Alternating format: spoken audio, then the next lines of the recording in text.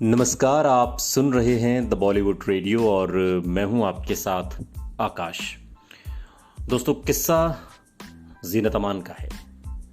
Actress Zeenat Aman Bollywood की लोकप्रिय और खूबसूरत अदाकारा रही हैं। 70 के दशक में हिंदी सिनेमा पर जीनत का राज हुआ करता था और अब जीनत अमान ने बॉलीवुड में जब एंट्री की तो उन्होंने अपने वेस्टर्न एक्ट्रेस वाले लुक और बोल्ड ऑन स्क्रीन प्रेजेंस के साथ इंडस्ट्री में भूचाल ला दिया।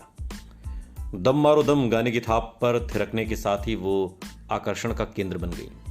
अपने पूरे फिल्मी करियर में जीनत अमान ने एक से बड़े एक एक्टर के और डायरेक्टर के साथ काम किया और वो इंडस्ट्री का ऐसा चेहरा बनी जिसकी फिल्मों की डेट्स मिलना मुश्किल हो गई। जीनत अमान ने 70 और 80 के दशक की बिजी और एक कामयाब एक्ट्रेस के तौर पर भी उनकी पहचान बनी। बॉलीवुड की ये दिग्गज अदाकारा अपनी फिल्मों के लिए जितना जानी जाती हैं उससे ज़्यादा अपनी निजी ज़िंदगी के लिए भी इनके किस्से मशहूर हैं। और इतने सालों में जीनत अमान की ज़िंदगी में कई उतार चढ़ाव आए हैं, लेकिन उन्होंने कभी हार नहीं मानी और इस दौरान जीनत की ज़िंदगी में कई अजीबो गरीब घटनाएं घटी जिन्हें वो शायद कभी भुला भी नहीं सकती। और ऐसी ही एक घटना उनके साथ लंदन में सालों पहले घटी थी, जब अचानक एक शख्स सड़क पर उनका पीछा करने लगा। और ये शख्स कौन था और उसने क्यों जीनत अमान का पीछा किया, आज के इस पॉडकास्ट में हम आपको बताएंगे। दरअसल जीनत अमान अपनी एक फिल्म की शूटिंग के लिए लंदन गई हुई थी और ये किस्सा दरअसल अनु कपूर के शो सुहाना सफ़र से है, जिसमें जीनत अमान के बारे में बात करते हुए अनु बताते हैं कि एक दिन फिल्म की शूटिंग नहीं होनी थी तो जीनत अमान ने फैसला किया कि वो अपने होटल के कमरे में ही रुकेंगी। हालांकि थोड़ी देर के बाद वो बोरियत महसूस करने लगी तो उन्होंने सोचा कि क्यों ना कोई फिल्म देखी जाए। जीनत अमान ने किसी से पता किया कि पास में कोई थिएटर है क्या। जीनत को थिएटर का पता मिला और वो तैयार होकर थिएटर में जा पहुंची।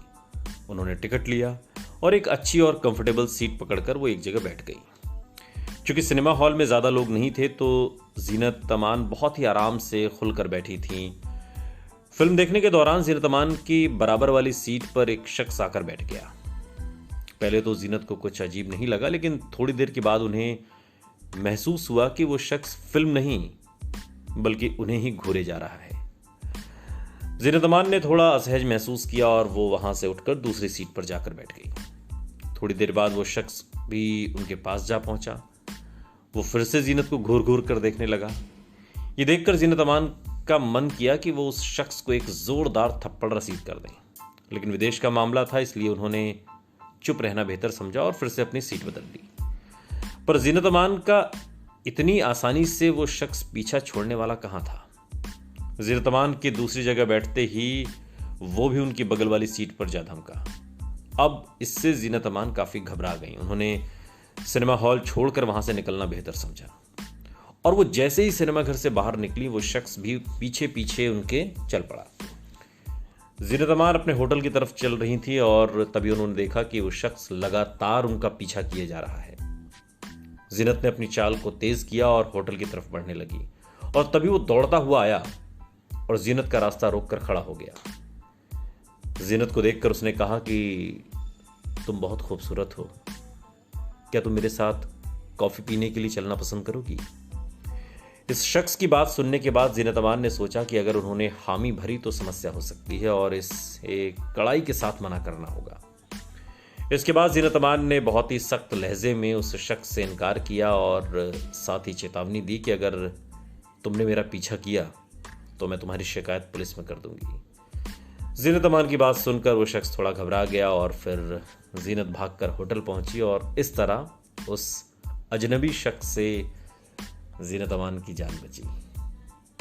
सुनते रहिए द बॉलीवुड रेडियो, सुनता है सारा इंडिया।